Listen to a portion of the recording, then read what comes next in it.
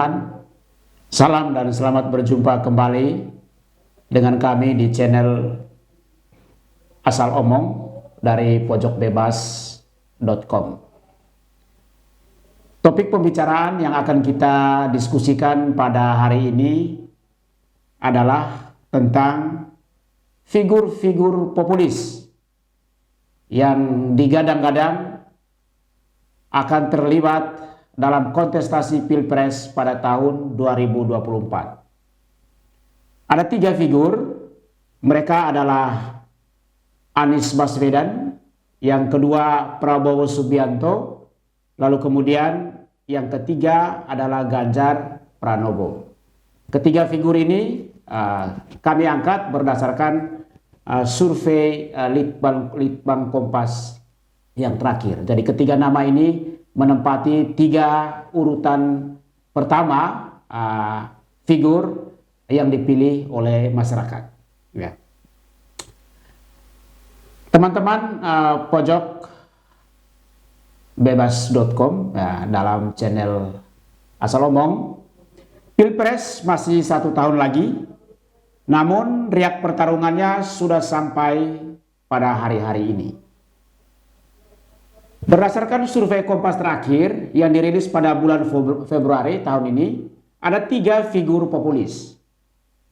Mereka adalah Anies Baswedan dengan keterpilihan 13,1%. Lalu kemudian yang kedua Prabowo Subianto, Ketua Partai Gerindra, dengan keterpilihan 18,1%. Dan yang ketiga Ganjar Pranowo dengan keterpilihan 25,3%. Jadi urutan ini kami buat dengan sengaja. Jadi yang disebut kemudian akan menjadi yang pertama, lalu kemudian yang pertama akan menjadi kemudian. Jadi ada sebuah keyakinan spiritual begitu ya Bang ya. Jadi yang kemudian akan menjadi yang pertama akan menjadi kemudian gitu ya. Namun teman-teman sekalian, dari ketiga figur ini Ganjar menempati urutan pertama ya, seperti yang sudah dibacakan tadi. Lalu kemudian disusul oleh Prabowo Subianto dan urutan ketiga diperoleh Anies Baswedan. Melihat ketiga figur ini dapat dibagi dalam 2 kelompok. Kelompok pertama adalah kelompok pengusung perubahan.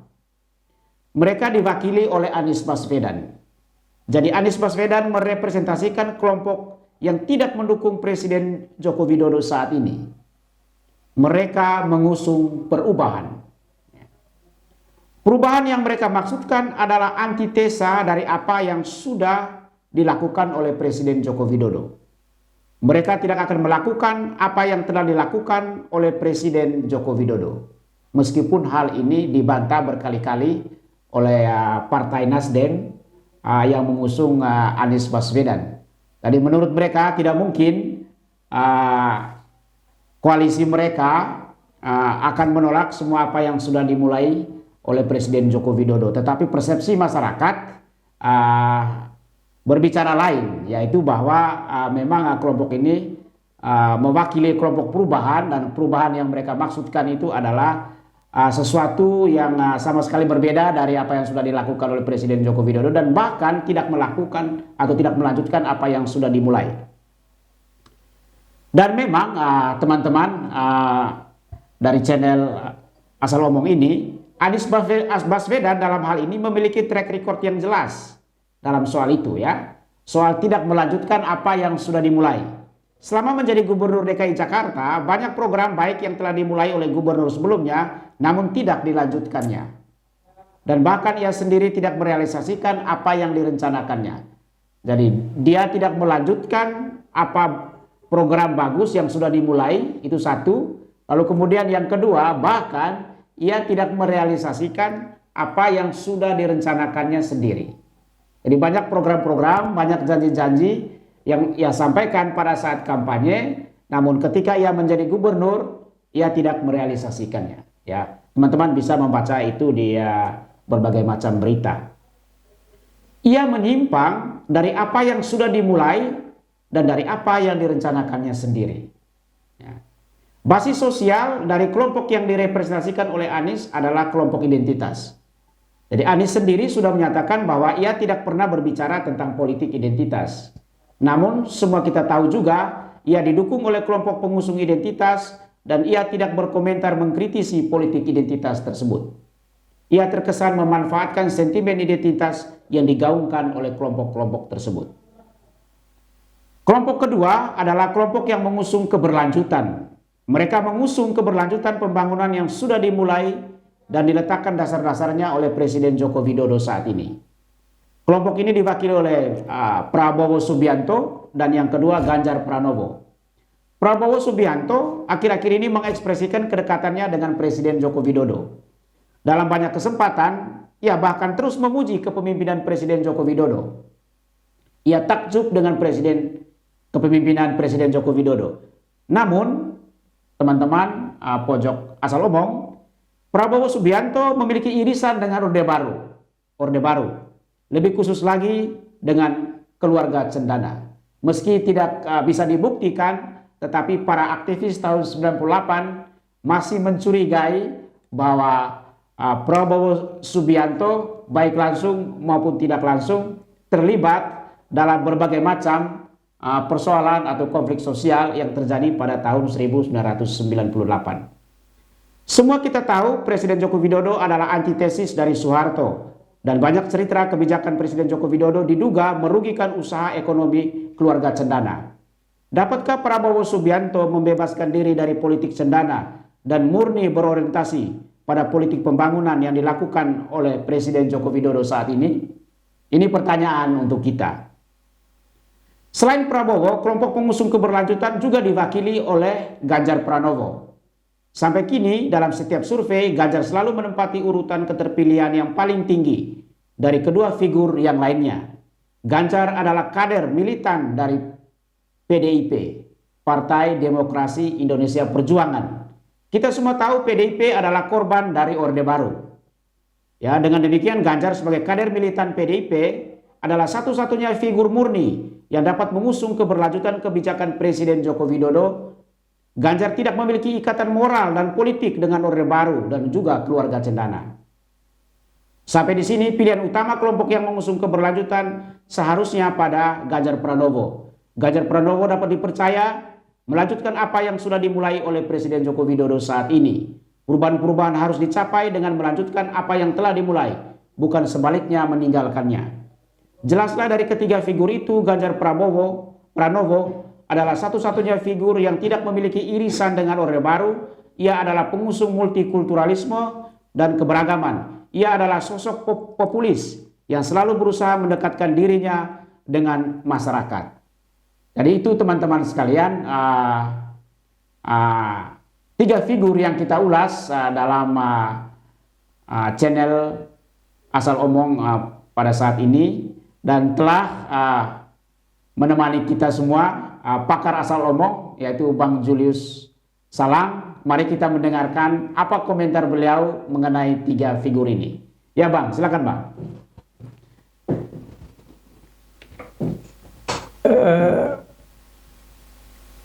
Sebuah orang yang bagus tuh, Bung Ardi. Itu bagus bagaimana ketiga kontestan ini punya basis yang jelas. Basis yang jelas ya.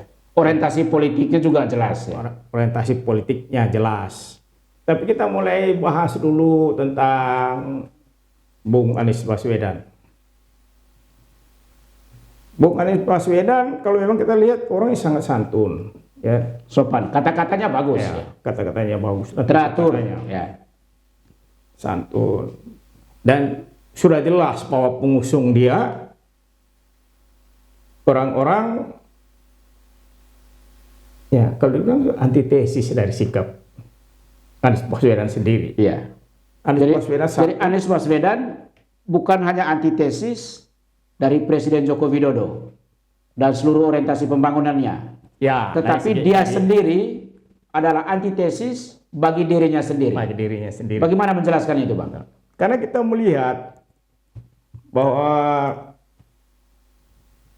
apa yang disampaikan dari gerak tubuh, tutur katanya itu memang dia orang yang berbudi, ya kan? Tutur katanya lembut, halus, ya. Nah, dan satu hal lagi, memang dia seorang akademisi, tetapi ada persoalan lain bahwa dia bermain di tataran di mana hampir semua orang Indonesia ini, ya seluruh bangsa Indonesia ini melihat bahwa apa ini orang hanya mencoba, ya kan, untuk menipu dengan gaya dan tutur bahasanya dia, sedangkan di sisi lain dengan sangat terang benderang orang melihat bahwa dia memang bermain, ya, dengan kelompok-kelompok yang hampir semua orang Indonesia Mengusung politik identitas itu. ya, bahwa mereka ini orang-orang yang mengusung identitas dan sering menghalalkan apa yang tidak sesuai dengan mereka katakan itu tidak benar, ya kan? Nah, ini persoalan. Makanya saya melihat mengapa saya katakan tadi bahwa Anies Baswedan dia antitesis dari dirinya sendiri jika kita melihat sepak terjang dia, ya kan? Ya. Nah, itu persoalannya. Jadi Sabar dulu Bang, saya ingin perjelas dulu. Menurut Bang Julius ini, teman-teman, channel Asal Omong, namanya juga Asal Omong ya Bang ya? asal omong. Dari Anies Baswedan ini bukan hanya antitesis dari Presiden Joko Ya. Widodo. Anies Baswedan Presiden Joko Widodo, bukan. Tetapi menurut Bang Julius tadi, Anies Baswedan itu sendiri adalah antitesis dari dirinya sendiri. Ada dua hal yang berkaitan dengan itu. Ya. Yang pertama, Anies pada level tesis dia memiliki idealisme yang sangat baik. Tutur katanya bagus, ya. Perilakunya sangat sopan, janji-janjinya juga bagus, ya. Itu pada tataran idealismenya. Namun pada tataran praktisnya, ya, ia tidak melakukan apa yang dijanjikannya itu. Jadi itulah yang dimaksudkan oleh Bang Julius ini sebagai antitesanya. Ini berarti teman-teman sekalian, maka sebetulnya kalau Anies Baswedan nanti akan terpilih menjadi Presiden Joko Widodo, pertarungan dia sebetulnya bukan pertarungan antara Presiden Joko Widodo dengan para pengikutnya, atau pertarungan antara dia dengan pengusung keberlanjutan, tetapi pertarungan dengan dirinya sendiri. Nah, apa yang terjadi kalau dia bertarung dengan dirinya sendiri, maka kapan kita memulai pembangunan kita? Gitu ya Bang ya? Lanjut Ya. Bang ya. Betul. Karena itu sudah terbukti. Ya. 5 tahun memimpin Jakarta, dia tidak melakukan apa. Jadi sering akhirnya kita bisa membuat kesimpulan bahwa implementasi dari hasil apa yang disampaikan itu, ya memang keberhasilannya pembicaranya itu sendiri, ya kan? Jadi tidak ada realisasinya di lapangan. Jadi seperti tadi memang dia antitesis bagi dirinya dan juga antitesis bagi perubahan itu sendiri yang dia rancang. Nah, ini berbahaya buat kita. Tetapi sampai di sini ini asal omong. Tergantung pada rakyat Indonesia. Masih siapa yang mereka pilih? Mau pilih dengan orang yang belum selesai dengan dirinya sendiri? Ya begitu Bang. Iya. Jadi nah itu Anies. Lalu Prabowo. Kalau Prabowo, kalau kita melihat dari gayanya, semangatnya orang nasionalis dan patriotismenya tinggi. Tetapi kembali ke belakang, bahwa semua orang itu kan punya track record, punya jejak masa lalu. Tetapi apapun itu, belakangan ini, ya seperti tadi Bung Adi, memang Prabowo itu sangat dekat dengan Presiden Joko Widodo. Karena dalam cerita-cerita lepas ada bahwa kan beliau juga adalah salah satu pengusung untuk meneruskan apa yang telah dilakukan oleh Presiden Jokowi.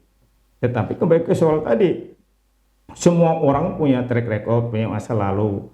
Tetap kembali lagi, tergantung rakyat Indonesia. ya. Rakyat Indonesia mau pilih Prabowo, monggo, mau pilih Anies Baswedan, Ya.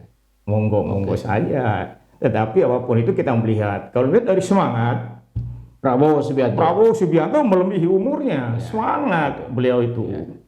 Selalu muda ya Bang. Oh iya, jadi ya kembali itu adalah tawaran ya kan kepada rakyat Indonesia, terserah mereka mau memilih Pilih siapa, ya kan. Yang berikut, Ganjar Pranowo.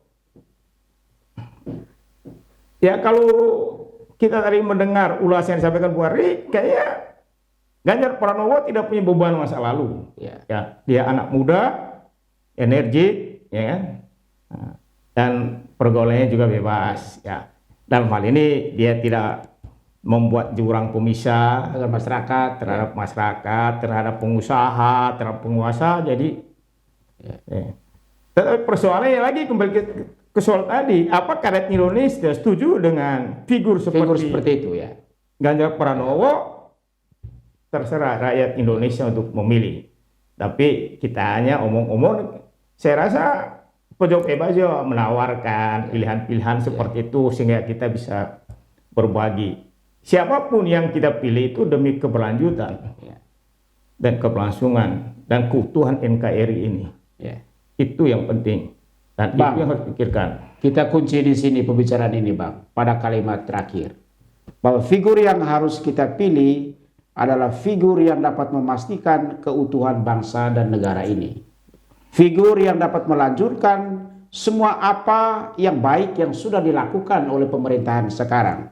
Sebab kalau memulai sesuatu yang baru dan meninggalkan apa yang sudah dimulai, kosnya sangat besar. Dan itu sangat merugikan warga negara atau bangsa Indonesia itu sendiri. Salam dan sampai jumpa dengan kami pada topik-topik berikutnya.